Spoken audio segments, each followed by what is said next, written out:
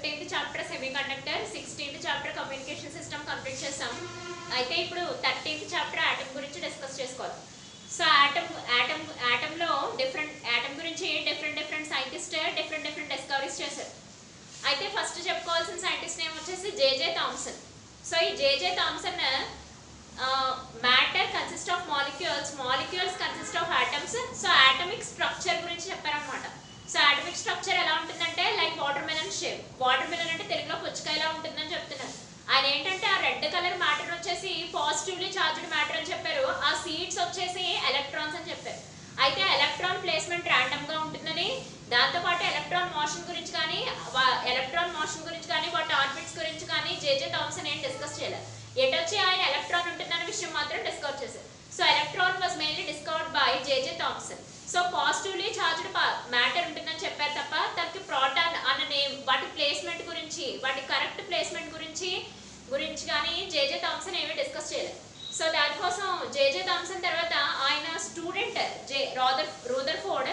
So Rutherford discuss చేసింది ఏంటంటే alpha ray scattering experiment base చేసుకొని ఆటమ్ ప్లానెటరీ మోడల్ కి ఈక్వల్ గా ఉంటుందని చెప్తున్నారు. సో ఫస్ట్ ఇన్వెన్షన్ వచ్చేసి జేజే థామ్సన్ చేశారు. So J J Thomson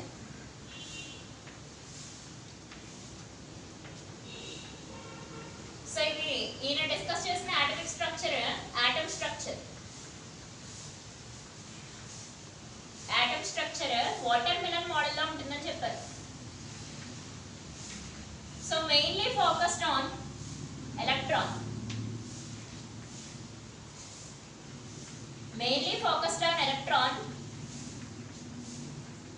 contains a negative charge. So electron కి నెగటివ్ ఛార్జ్ ఉంటుందని, అది వాటర్ మెలన్ లో సీడ్స్ లా ప్లేస్మెంట్ అయి ఉంటుందనే విషయం మీద జేజే థామ్సన్ ఎక్కువగా ఫోకస్ చేశారు. అయితే ఆ పాజిటివ్ ఛార్జ్ మ్యాటర్ గురించి, దాని ప్లేస్మెంట్ గురించి, ఆ పాజిటివ్ ఛార్జ్ నేమ్ గురించి జేజే థామ్సన్ ఏమీ మెన్షన్ చేయలేదు. సో అదే కాకుండా ఆయన ఈ positive charge negative charge neutral అవుతాయా, లేకపోతే ఎక్సెస్ అవుతాయా, లేకపోతే డిక్రీస్ అవుతాయా అనే విషయాన్ని కూడా డిస్కస్ చేయాలి. సో స్కాటరింగ్, లైట్ ఎలా స్కాటర్ అవుతుంది, ఈ ఆటమిక్ పార్టికల్స్ నుంచి లైట్ ఎలా స్కాటర్ అవుతుంది అంటే వాటి నుంచి వచ్చే స్కాటరింగ్ స్పెక్ట్రల్ లైన్స్ గురించి ఆయన డిస్కస్ చేయాలి.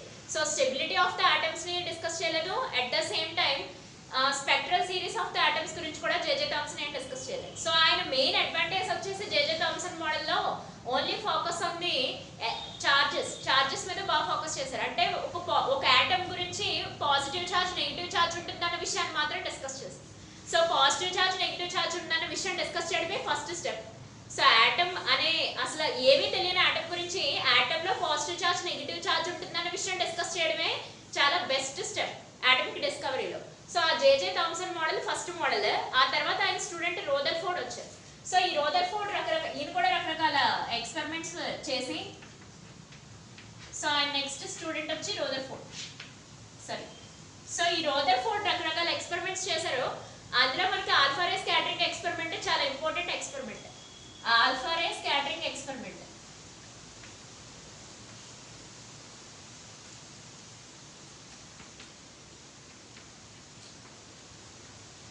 So alpha ray scattering experiment ని బేస్ చేసుకుని ఆటమిక్ మోడల్ డిస్కవర్ చేశారు.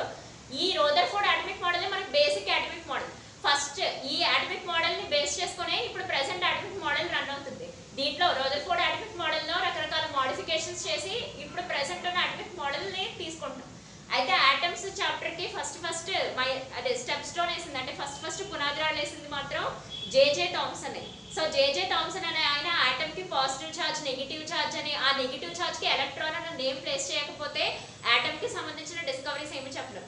కానీ ఆయన ఫెయిల్ అయింది దేనికోసం అంటే ఆ స్పెక్ట్రల్ లైన్స్ ఎలా ఫామ్ అవుతూ ఉంటాయి, ఎలక్ట్రాన్ ట్రాన్సిషన్స్ అనేవి ఎలా జరుగుతూ ఉంటాయి, ఎలక్ట్రాన్ మోషన్ లో ఉంటుందా ఏంటి, లేదు అని అనుకుంటే పాజిటివ్ ఛార్జ్ వచ్చేసిన పాజిటివ్ ఛార్జ్ ఎలా ప్లేస్మెంట్ అవుతుంది, సో అది stability, so positive charge negative charge equal గా ఉంటాయా, సో పాజిటివ్ ఛార్జ్ ఎక్సెస్ కొంటే నెగిటివ్ ఛార్జ్ డౌన్ గా ఉంటుందా, ఇవన్నీ డిస్కస్ చేయలేదు.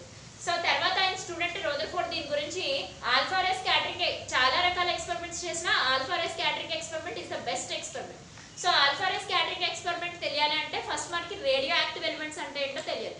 సో ఈ radio active elements already madam Curie వీళ్ళందరూ రేడియో యాక్టివ్ ఎలిమెంట్స్ ని అంతకు ముందే ఫైండ్ అవుట్ చేశారు. ఈ రూదర్ఫోర్డ్ జేజే థామ్సన్ కన్నా ముందే రేడియో యాక్టివ్ ఎలిమెంట్స్ గా దొరుకుతాయి లేదా ఆర్టిఫిషియల్ గా మనం మేడ్ చేసుకోవచ్చు అని కూడా చెప్పారు. సో ఆర్టిఫిషియల్ గా దొరికేవి యురేనియం, థోరియం, పొలోనియం ఇవన్నీ కూడా మనకి రేడియో యాక్టివ్ ఎలిమెంట్స్. మీరు ఆల్రెడీ ఫస్ట్ ఇయర్ కెమిస్ట్రీలో పీరియాడిక్ టేబుల్ చూస్తారు, అక్కడ రేడియో యాక్టివ్ ఎలిమెంట్స్ గురించి కూడా చెప్తారు. సో ఇక్కడ రేడియం లేదంటే uranium, bismuth, thorium. So radio active elements అంటే ఏంటి? రేడియో యాక్టివ్ ఎలిమెంట్స్ ఎప్పుడు కూడా స్టెబిలిటీగా ఉండవు.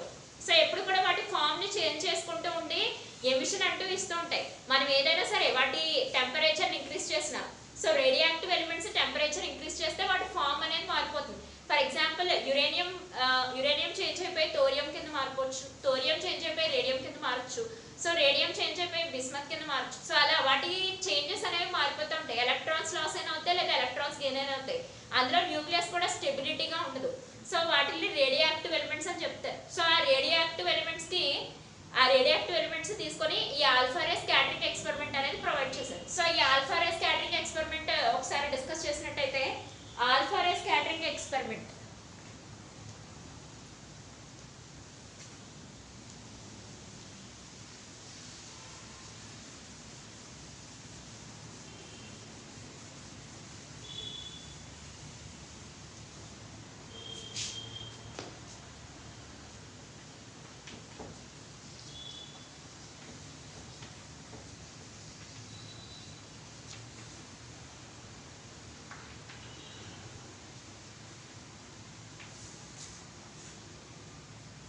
So alpha ray scattering experiment గురించి డిస్కస్ చేసుకోవాలంటే రేడియో యాక్టివ్ ఎలిమెంట్స్ ని తీసుకోవాలి.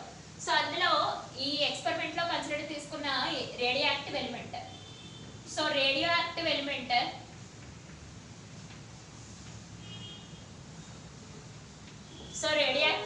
బిస్మత్ ని తీసుకున్నాం, బిస్మత్. సో 21483. సో ఇది ఒకటి atomic number and mass number. దీని గురించి న్యూక్లియర్ లెసన్ లో డిస్కస్ చేసుకోవచ్చు. సో బిస్మత్ 21483 అనే దీని గురించి రేడియో యాక్టివ్ ఎలిమెంట్ తీసుకున్నాం. సో ఈ రేడియో యాక్టివ్ ఎలిమెంట్ ని ఒక బాక్స్ లో ప్లేస్ చేస్తారు. అయితే ఈ రదర్ఫోర్డ్ ఎక్స్పెరిమెంట్ లో ఇంకో ఇద్దరు సైంటిస్ట్ గురించి మనం చెప్పుకోవాలి, జీజర్ అండ్ మార్సిడెల్. ఈ రదర్ఫోర్డ్ కి వీళ్ళు స్టూడెంట్స్ అన్నమాట. జేజే థామ్సన్ కి రదర్ఫోర్డ్ ఎలా స్టూడెంట్, సో ఈ రదర్ఫోర్డ్ కి జీజర్ అండ్ మార్సిడెల్ వాళ్ళిద్దరు కూడా స్టూడెంట్స్.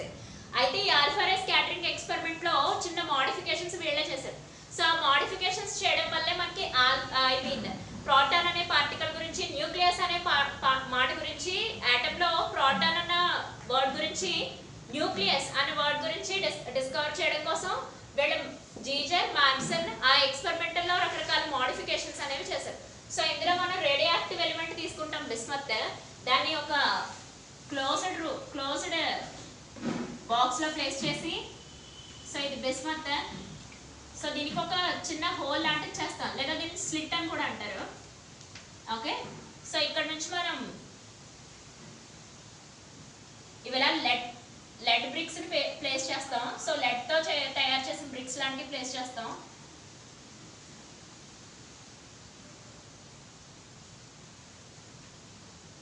సో ఇక్కడ ఇవి మనకి లెడ్ తో తయారు చేసిన బ్రిక్స్ లాంటివి ప్లేస్ చేస్తాం. సో లెడ్ బ్రిక్స్ ని ప్లేస్ చేశాక, సో ఈ లెడ్ బ్రిక్స్ ఎందుకంటే ఈ వచ్చిన రేడియో యాక్టివ్ ఎలిమెంట్ నుంచి ప్రొడక్షన్ అయిన light rays, gamma rays, alpha rays ఉన్నాయి కదా, ఇవన్నీ ఇటు డిస్పర్స్ అయిపోకుండా ఉండడం కోసం లెడ్ బ్రిక్స్ ని యూజ్ చేస్తాం. సో కరెక్ట్ ఆర్డర్ లో తీసుకురావడం కోసం. సో ఇక్కడ గామా రే,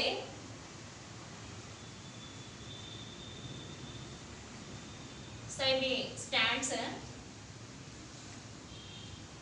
ఇక్కడ ఒక గోల్డ్ తిన్న ఫాయిల్ తీసుకుంటాం, అంటే గోల్డ్ తిన్న షీట్, గోల్డ్ రేకు.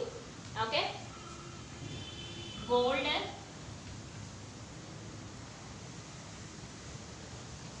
తిన్న గోల్డ్ షీట్ ని తీసుకుంటాం. ఓకేనా, సో ఈ తిన్న గోల్డ్ షీట్ ని తీసుకుంటాం. సో ఇవి స్టాండ్స్ కి ఫిక్స్ చేస్తాం. సో ఈ తిన్న గోల్డ్ షీట్ మీద ఆల్ఫా రేస్ ఇన్సిడెంట్ అయినప్పుడు, సో ఈ తిన్న గోల్డ్ షీట్ మీద ఆల్ఫా రేస్ ఇన్సిడెంట్ అయినప్పుడు ఇక్కడ మనం అబ్జర్వ్ చేయడం కోసం జింక్ సల్ఫైడ్ స్క్రీన్ ని పెడతాం. సో ఇది మనకి జింక్ సల్ఫైడ్ స్క్రీన్. సో దీన్నే ZNS స్క్రీన్ అని కూడా చెప్తారు. సో ఇక్కడ డిటెక్టర్ ని ప్లేస్ చేస్తాం మనం అబ్జర్వ్ చేయడం కోసం.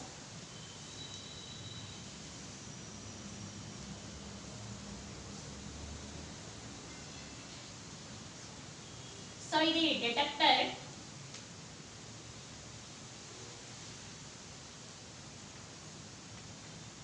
సో ఇది డిటెక్టర్.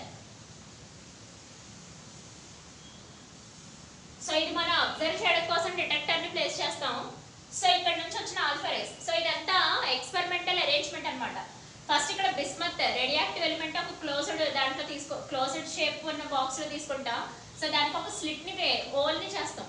సో ఆ హోల్ లేదా స్లిట్ నుంచి ఆల్ఫా రేస్ అనేవి ఎజెక్ట్ అవుతాయి, బయటకు వస్తాయి. సో ఇది లెడ్ బ్రిక్స్ ఎందుకు వాడతామంటే డిఫరెంట్ డైరెక్షన్స్ లో ఆల్ఫా రేస్ వెళ్లకుండా ఒకే డైరెక్షన్ లో ఆర్డర్ డైరెక్షన్ లో రావడం కోసం. సో ఆల్ఫా రేస్ మనకి తిన్న గోల్డ్ షీట్ మీద ఇన్సిడెంట్ చేస్తాం. సో ఎప్పుడైతే ఈ ఆల్ఫా రేస్ ని గోల్డ్ షీట్ మీద ఫోకస్ చేసామో అప్పుడు ఈ ఆల్ఫా రేస్ డిఫరెంట్ డైరెక్షన్స్ లో స్కాటర్ అయిపోతుంది.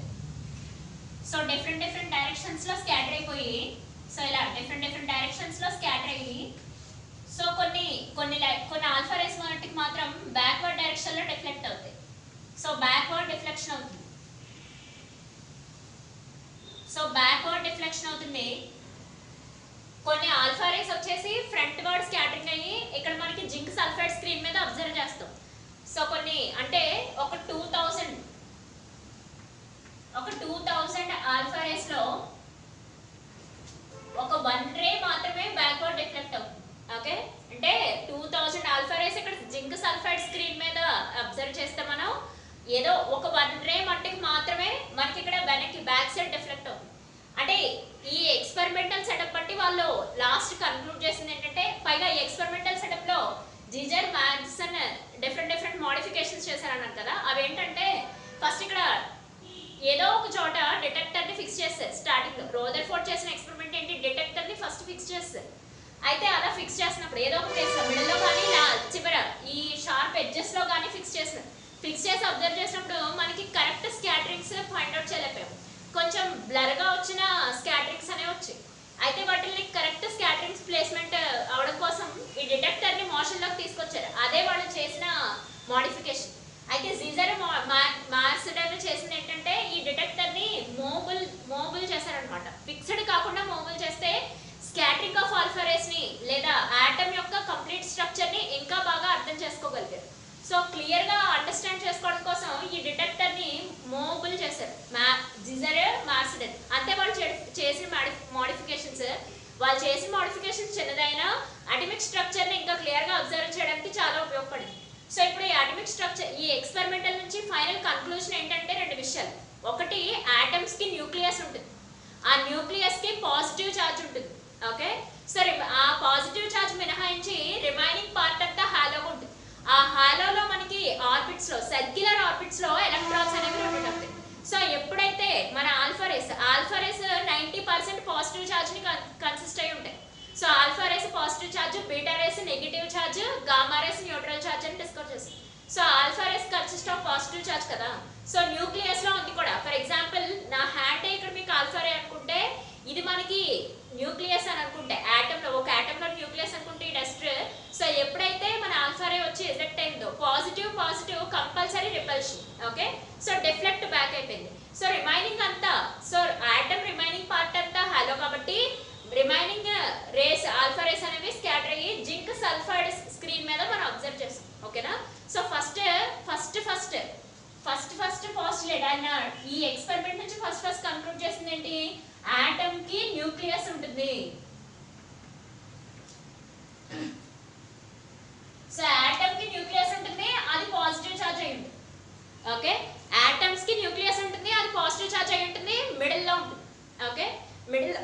నెక్స్ట్ రిమైనింగ్ పార్ట్ అంతా స్టేబుల్ గా ఉంటుంది. రిమైనింగ్ పార్ట్ అంతా హాలోగా ఉంటుంది. ఆ హాలో పార్ట్ లోనే సర్క్యులర్ ఆర్బిట్స్ వస్తాయి. సో ఆ సర్క్యులర్ ఆర్బిట్స్ లో ఆల్రెడీ వాళ్ళ సార్ ఆయన జేజే థామ్సన్ ఆయన సార్ కదా. సో ఆయన డిస్కవర్ చేసిన ఎలక్ట్రాన్స్ ప్లేస్మెంట్ అయ్యి రొటేషన్ అవుతాయి, రివాల్వ్ అవుతూ ఉంటాయి. రొటేషన్ కాదు, రివాల్వ్ అవుతూ ఉంటాయి. ఓకేనా. సో అలా ఆటమ్ స్ట్రక్చర్ ని ఒక ఆటమ్ కి ఒక స్ట్రక్చర్ ని తీసుకొచ్చారు. ఈ ఎక్స్పెరిమెంట్ నుంచి చెప్పాలంటే కంప్లీట్ స్ట్రక్చర్ అని అనుకోయాను, కానీ కంప్లీట్ స్ట్రక్చర్ అని చెప్పలేము. ఎందుకంటే సర్క్యులర్ ఆర్బిట్స్ గురించి చెప్పారు, కానీ ఆర్బిట్స్ లో ఎలక్ట్రాన్స్ జంపింగ్ అంటే ఎమిషన్స్ అనేవి, ఎలక్ట్రాన్ ఎమిషన్ అనేది ఎలా జరుగుతుంది, హయ్యర్ స్టేట్ నుంచి లోయర్ స్టేట్ కి ఎలక్ట్రాన్ ఎలా జంప్ అవుతుంది, different spectral lines different series ఎలా ఫామ్ అవుతాయి అనే విషయాన్ని వీళ్ళు మెన్షన్ చేయలేదు. Next at the same time atomic stability కూడా డిస్కస్ చేయాలి. సో పాజిటివ్ చార్జెస్ ఎన్ని ఉన్నాయో నెగిటివ్ చార్జెస్ అన్ని ఉన్నాయని, సో ఇక్కడ పాజిటివ్ +1 అయితే అక్కడ నెగిటివ్ -1 అయ్యి న్యూట్రల్ గా ఉంటుందని ఆటమ్ అని చెప్పారు. కానీ న్యూక్లియస్ లో న్యూట్రాన్స్ ఉంటాయన్న విషయం, ప్రోటాన్స్ తో పాటు న్యూట్రాన్స్ ఉంటాయన్న విషయాన్ని డిస్కస్ చేయలేదు. సో ఇక్కడ మళ్ళీ ఒకసారి రిపీట్ చేసుకున్నట్టయితే alpha ray scattering experiment base చేసుకుని ఆయన 2 పోస్టులేట్స్ అనేవి చేశారు. ఒకటి ఆటమ్ కి న్యూక్లియస్ ఉంటుంది, అది పాజిటివ్ చార్జ్ అయి ఉంటుంది. సో ఎప్పుడైతే ఆ పాజిటివ్ చార్జ్ వచ్చి మన ఆల్ఫా రే ఎప్పుడైతే ఇన్సిడెంట్ అయిందో ఇది పాజిటివ్ చార్జే, ఆల్ఫా రే పాజిటివ్ చార్జే, ఇక్కడ మనకున్న న్యూక్లియస్ కూడా పాజిటివ్ చార్జే, కాబట్టి ఇది డిఫ్లెక్ట్ అవడం జరిగింది. రిమైనింగ్ పార్ట్ అంతా హాలో కాబట్టి, సో అక్కడ ఎలక్ట్రాన్స్ ఉన్నాయి కాబట్టి ఈ పాజిటివ్ చార్జ్ ఎలక్ట్రాన్స్ రెండు అట్రాక్ట్ అయ్యి, సో జింక్ సల్ఫైడ్ స్క్రీన్ మీద మనకి డిఫరెంట్ స్కాటరింగ్స్ అనేవి ఫైండ్ అవుట్ చేశారని చెప్తాం.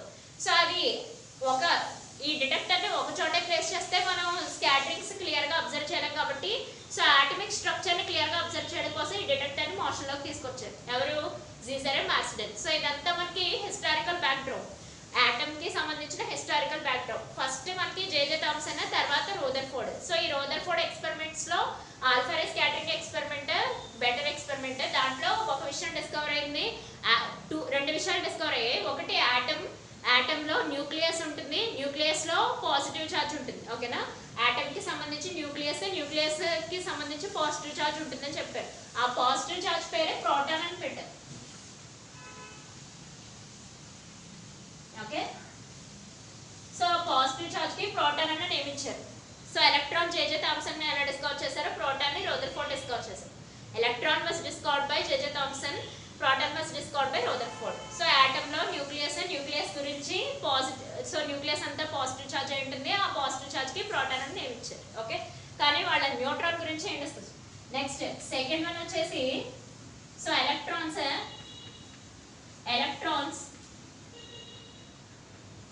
revolve around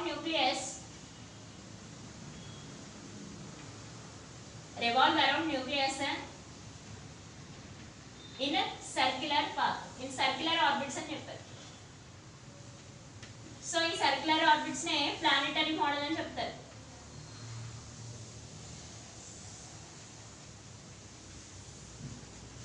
సో దీన్నే ప్లానెటరీ మోడల్ అని చెప్తారు. సో ప్లానెటరీ మోడల్ ఏంటంటే సన్ మిడిల్ లో ఉంటుంది కదా, ప్లానెట్స్ అన్ని వాటి చుట్టూ రివాల్వ్ అవుతూ ఉంటాయి.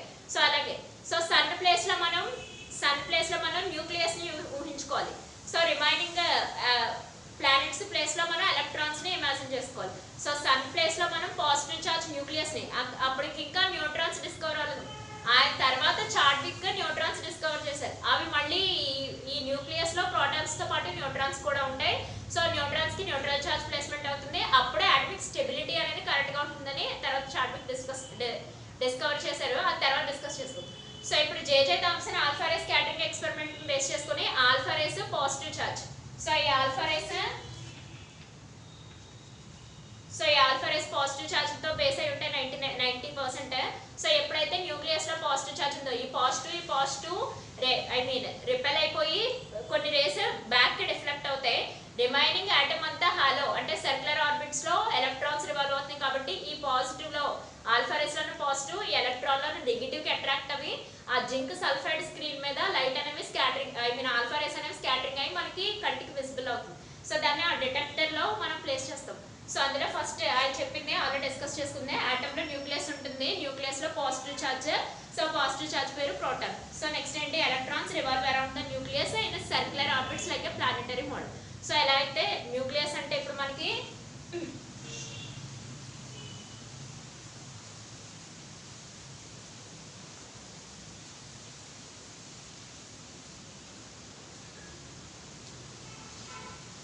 సో ఇప్పుడు న్యూక్లియస్ అంటే మనకి సన్, న్యూక్లియస్ అంటే మనకి సన్. సో ఇది సర్క్యులర్ ఆర్బిట్స్ లో ఎలక్ట్రాన్స్ రివాల్వ్ అవుతాయి. Electrons negative charge already J J Thomson చెప్పారు. ఇవి ప్లానెట్స్ లా రివాల్వ్ అవుతాయి. So similar to planets. So planetary circular model చెప్పారు. అయితే ఈ ఆర్బిట్స్ లో ఎలక్ట్రాన్స్ ట్రాన్సిషన్ ఎలా జరుగుతుందనే విషయం చెప్పలేదు. తర్వాత బామర్ అనే scientist, passion, fund, so Lyman వీళ్ళందరూ కూడా ఈ ఎనర్జీ ట్రాన్సిషన్ అంటే ఈ స్పెక్ట్రల్ లైన్స్ గురించి డిస్కస్ చేశారు. ఓకే, సో సర్క్యులర్ ఆర్బిట్స్ లో తిరుగుతున్నప్పుడు వీటికి రెండు రకాల ఫోర్సెస్ అనేవి ఉంటాయి. ఒకటి న్యూక్లియస్ నుంచి వచ్చి న్యూక్లియస్ కి ఎలక్ట్రాన్స్ కి మధ్య ఎలక్ట్రోస్టాటిక్ ఫోర్స్ ఉంటుంది. సో పాజిటివ్ చార్జ్, ఇదంతా మనకి పాజిటివ్ చార్జ్, ప్రోటాన్స్ ఉంటాయని చెప్తారు. సో ప్రోటాన్స్ ఈ న్యూక్లియస్ లో ఉంటాయని చెప్తారు. ఇవి స్టేబుల్ గా ఉంటాయండి. సో న్యూక్లియస్ కి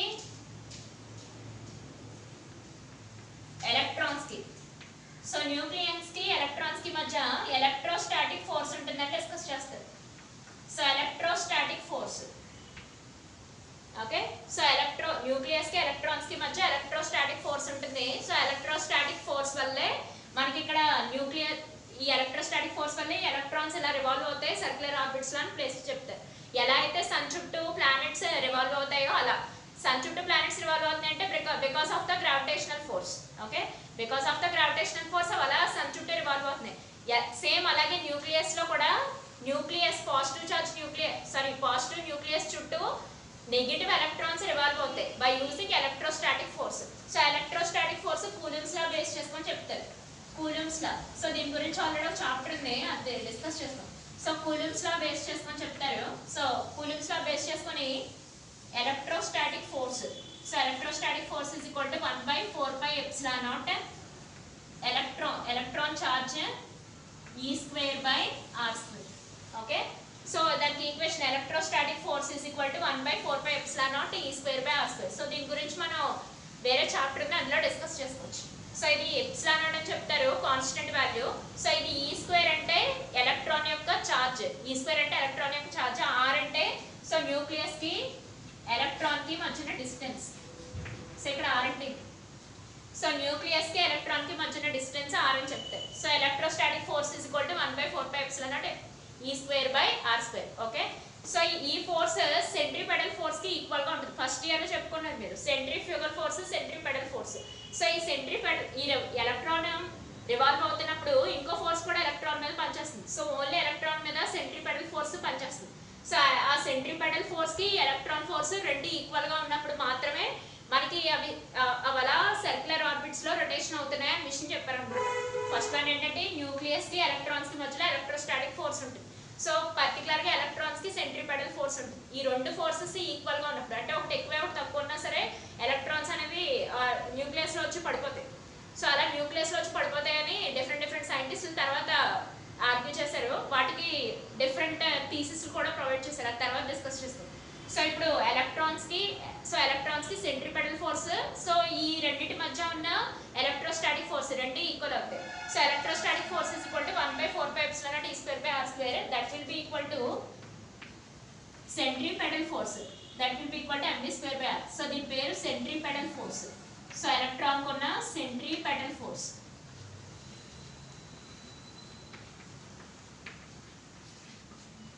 mv²/r కి ఈక్వల్ గా ఉంటుంది. సో ఇది ఎలక్ట్రాన్ కున్న సెంట్రిపెడల్ ఫోర్స్. సో ఇది ఎలక్ట్రోస్టాటిక్ ఫోర్స్. న్యూక్లియస్ కి ఎలక్ట్రాన్ కి ఎలక్ట్రోస్టాటిక్ ఫోర్స్, ఓన్లీ ఎలక్ట్రాన్ కి వచ్చి సెంట్రిపెడల్. ఈ రెండు ఫోర్సులు ఈక్వల్ అయినప్పుడే కరెంట్ ఆర్డర్ లో అలా సర్క్యులర్ ఆర్బిట్స్ లో తిరుగుతుంటాయి, like planets revolve around the sun. So ఇక్కడ సన్ ప్లేస్ లో మీరు న్యూక్లియస్ ఊహించుకోవాలి, కానీ పాజిటివ్ చార్జ్ మాత్రమే. సో ఇక్కడ పాజిటివ్ ఎంత ఉందో నెగిటివ్ ఎంత ఉండి స్టేబుల్ గా ఉంటుందని చెప్తున్నారు. కానీ అది స్పెక్ట్రల్ లైన్ స్టెబిలిటీని ఇంకా కరెక్ట్ గా డిస్కస్ చేయలేకపోయారు. న్యూక్లియస్ గురించి ఇంకా కరెక్ట్ మ్యాటర్ ని డిస్కస్ చేయలేకపోయారు. న్యూట్రాన్స్ ఉంటుందన్న విషయం కూడా ఇంకా చెప్పలేదు. అట్ ద సేమ్ టైం మనకి electronic transition high energy state నుంచి లో ఎనర్జీ స్టేట్ కి ఎలా క్యారీ అవుతుంది ఏంటన్న విషయాన్ని కూడా డిస్కస్ చేయాలి. స్పెక్ట్రల్ సిరీస్ అంటే స్పెక్ట్రల్ లైన్స్ గురించి డిస్కస్ చేయాలి. హైడ్రోజన్ ఆటమ్ స్పెక్ట్రల్ లైన్స్ గురించి అని కాదు, డిఫరెంట్ ఆటమ్ స్పెక్ట్రల్ లైన్స్ గురించి కూడా రదర్ఫోర్డ్ అటామిక్ మోడల్ ఫెయిల్ అయింది. సో తర్వాత మనకి బామర్, ప్యాషన్, ఫండ్ వీళ్ళందరూ డిస్కస్ చేయాలి. సో ఇక్కడ ఈ రెండు ఫోర్స్లు ఈక్వల్ అయినప్పుడు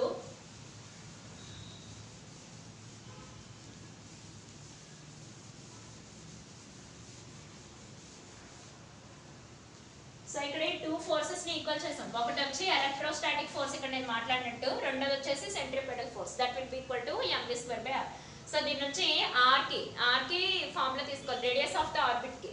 అంటే సర్క్యులర్ ఆర్బిట్ రేడియస్ ఎంత? So circular orbit radius,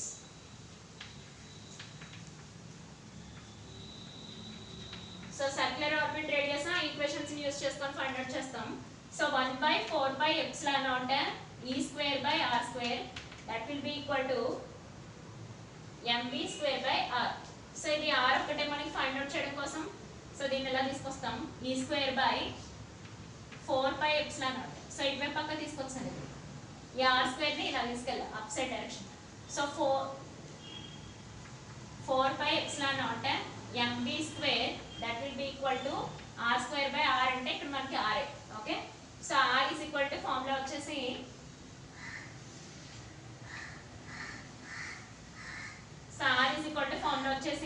e².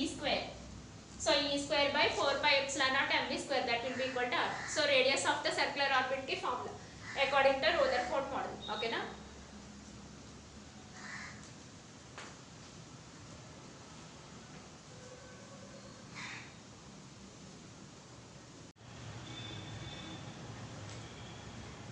So ఇప్పుడు ఇంపాక్ట్ పారామీటర్, స్కాటరింగ్ యాంగిల్ అనే టాపిక్స్ డిస్కస్ చేయాలి. So impact parameter definition observe చేసినట్టయితే it is the perpendicular distance of velocity vector alpha particle from target nucleus. So alpha particle velocity vector perpendicular direction లో వెళ్తే దాన్ని impact parameter అని చెప్తారు. అంటే clear గా చెప్పాలంటే టార్గెట్ న్యూక్లియస్ తీసుకున్నాం. సో టార్గెట్ న్యూక్లియస్ ఎవరిది అవుతుంది? థిన్ గోల్డ్ షీట్ అవుతుంది. సో ఇదే మనకి టార్గెట్ న్యూక్లియస్. సో ఇది మనకి టార్గెట్ న్యూక్లియస్. మన ఆల్ఫా రే స్కాటరింగ్ ఎక్స్పెరిమెంట్ లో చూసింది థిన్ గోల్డ్ షీట్. సో ఇది థిన్ గోల్డ్ షీట్. ఎప్పుడైతే ఈ ఆల్ఫా రేస్ వచ్చేసి ఈ థిన్ గోల్డ్ షీట్ ని ఎప్పుడైతే స్ట్రైక్ చేసాయో అప్పుడు మనకి డిఫరెంట్ యాంగిల్స్ లో డిఫరెంట్ డైరెక్షన్స్ లో స్కాటర్ అవుతాయి. సో అలా డిఫరెంట్ డైరెక్షన్ లో స్కాటర్ అయింది ఒక పర్పెండిక్యులర్ డైరెక్షన్ ని ప్లేస్ చేస్తే ఇలా పర్పెండిక్యులర్ డైరెక్షన్ లో కనుక వెళ్ళినట్టే. సో ఇలా పర్పెండిక్యులర్ డైరెక్షన్. సో ఇవన్నీ మనకి పర్పెండిక్యులర్ డైరెక్షన్స్.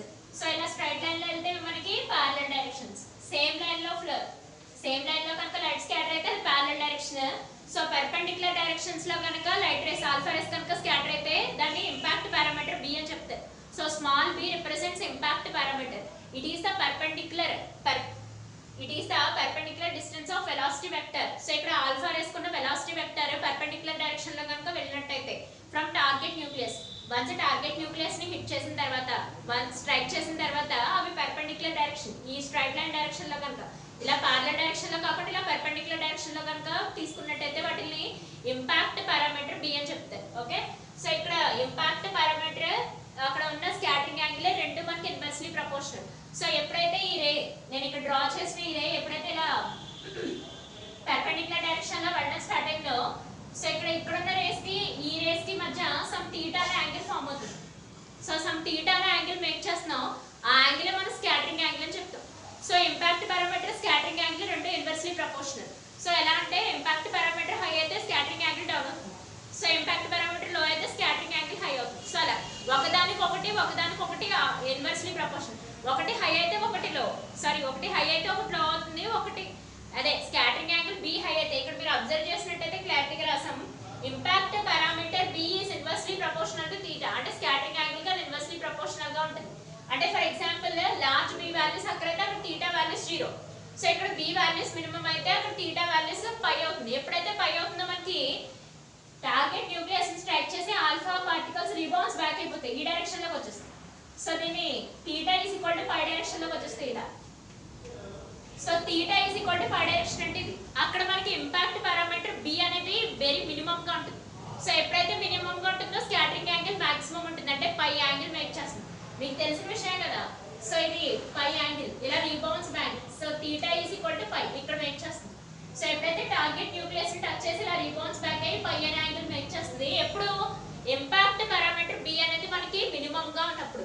అంటే ఇంకా అక్కడ పర్పెండిక్యులర్ డైరెక్షన్స్ ఏమి ఉండవు, ప్యారలల్ డైరెక్షన్ లో తీసుకున్న వాటిని మనం ఏ నేమ్ తోనే పిలవగలం.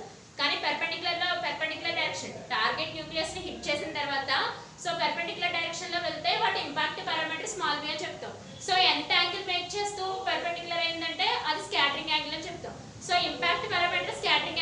బోత్ ఇన్వర్స్లీ ప్రపోర్షనల్ అన్నమాట. అంటే ఒకటి మినిమం అయితే రెండోది మాక్సిమం, ఒకటి మాక్సిమం అయితే రెండోది మినిమం. ఓకే, ఎప్పుడైతే తీటా వాల్యూ 5 అయిపోయిందో అక్కడ ఖచ్చితంగా b మినిమం గా ఫామ్ అవుతుంది, inversely proportional. So directly proportional కి ఇన్వర్స్లీ ప్రపోర్షనల్ కి డిఫరెన్స్ ఏంటి? డైరెక్ట్లీ అంటే ఒకటి ఇంక్రీజ్ అయితే రెండోది ఆటోమేటిక్ గా, ఒక క్వాంటిటీ ఇంక్రీజ్ అయితే రెండో క్వాంటిటీ ఆటోమేటిక్ ఇంక్రీజ్ అవుతుంది. అదే ఇన్వర్స్లీ ప్రపోర్షనల్ అయితే ఒక క్వాంటిటీ డిక్రీజ్ అయితే రెండో క్వాంటిటీ ఇంక్రీజ్ అవుతుంది. ఓకే, సో అయితే తీటా 5 వాల్యూ అంటే రీబౌన్స్ బ్యాక్ అవుతుంది, బ్యాక్ సైడ్ కి వచ్చేస్తాయి. నేను ఇక్కడ గీసినట్టే బ్యాక్ సైడ్ డైరెక్షన్ లోకి వచ్చేస్తాయి. So theta is equal to 5 direction. So ఇక్కడ టార్గెట్ న్యూక్లియస్ తీసుకుంటే ఇలా ఈ డైరెక్షన్ లోకి వచ్చేస్తాయి, ఈ డైరెక్షన్ లో వెళ్ళకుండా బ్యాక్ రీబౌన్స్ అవుతాయి. సో అక్కడ theta is equal to 5 values. So next concept వచ్చి distance of closest approach. So distance of closest approach ఏంటంటే ఎప్పుడైతే ఆల్ఫా రే పార్టికల్ న్యూక్లియస్ ని స్ట్రైక్ చేసిందో, ఆల్ఫా పార్టికల్, ఇప్పుడు నా హ్యాండ్ మీకు ఆల్ఫా రే పార్టికల్ అనుకుంటే ఇది టార్గెట్ న్యూక్లియస్, అంటే gold I mean thin gold sheet కొన్ని న్యూక్లియస్ అని మనం అసంప్షన్ చేసుకుంటే ఎప్పుడైతే ఆల్ఫా రే వచ్చి టార్గెట్ న్యూక్లియస్ ని స్ట్రైక్ అవుట్ చేసిందో ఈ రెండింటి మధ్య మనకి కులుంబిక్ రిపల్షన్ ఫోర్స్ అనేది ప్రెసెంట్ అయ్యింది. సో ఎప్పుడైతే ఈ కులుంబిక్ రిపల్షన్ ఫోర్స్ అయి ప్రెసెంట్ ఉంటుందో అక్కడ కైనెటిక్ ఎనర్జీ డిక్రీజ్ అయిపోతూ వస్తుంది. సో ఒక పర్టికులర్ డిస్టెన్స్ దగ్గరికి వచ్చేటప్పటికి కైనెటిక్ ఎనర్జీ వాల్యూ 0 అయిపోయి అక్కడ gain in potential energy start అవుతుంది. ఆ పర్టికులర్ డిస్టెన్స్ నే డిస్టెన్స్ ఆఫ్ క్లోజెస్ట్ అప్రోచ్ అని చెప్తాం. సో అదే R0 అనే లెటర్ తో డినోట్ చేస్తాం. సో R0 అనే లెటర్ కి ఈక్వేషన్ చెప్తాం, వేర్ కైనెటిక్ ఎనర్జీ ఈక్వేషన్ తీసుకుంటే 1/4πε0. సో ఈ ఈక్వేషన్ మనకి electrostatic force of attraction Coulomb's law నుంచి వస్తుంది, అది 4th చాప్టర్ లో డిస్కస్ చేసుకోవచ్చు. So kinetic energy is K is equal to 1/4πε0 ZE into 2E/R0 అని చెప్తాం. సో ఇక్కడ R0 అనే డిస్టెన్స్ మనకి distance of closest approach. A particular distance దగ్గర అయితే కైనెటిక్ ఎనర్జీ 0 అయిపోయి అక్కడ గెయిన్ ఇన్ పొటెన్షియల్ ఎనర్జీ అవుతుందో ఆ డిస్టెన్స్ ని మనం డిస్టెన్స్ ఆఫ్ క్లోజెస్ట్ న్యూక్లియస్ అని చెప్పాలి. Where R0 is equal to 1/4πε0 2Z into E²/K. K అంటే ఇక్కడ కైనెటిక్ ఎనర్జీ అని అర్థం. సో ఇక్కడ K అంటే ఓన్లీ K కాన్స్టెంట్ అని కాదు, కైనెటిక్ ఎనర్జీ. సో ఇక్కడ టార్గెట్ న్యూక్లియస్ కి మనం బాగా గుర్తుపెట్టుకోవాల్సిన విషయం ఏంటంటే టార్గెట్ న్యూక్లియస్ కి మన ఆల్ఫా రే కి మధ్య కులుంబిక్ రిపల్షన్ ఫోర్స్ ఉంటుంది. అందువల్లే కైనెటిక్ ఎనర్జీ ఒక పర్టికులర్ డిస్టెన్స్ కి వచ్చేటప్పుడు 0 అయిపోతుంది. ఆ డిస్టెన్స్ నే మనం డిస్టెన్స్ ఆఫ్ క్లోజెస్ట్ అప్రోచ్ అని చెప్తాం. సో నెక్స్ట్ క్లాస్ లో మనం bores atomic model, linemen, Balmer, passion series గురించి డిస్కస్ చేసుకోవచ్చు. ఓకే.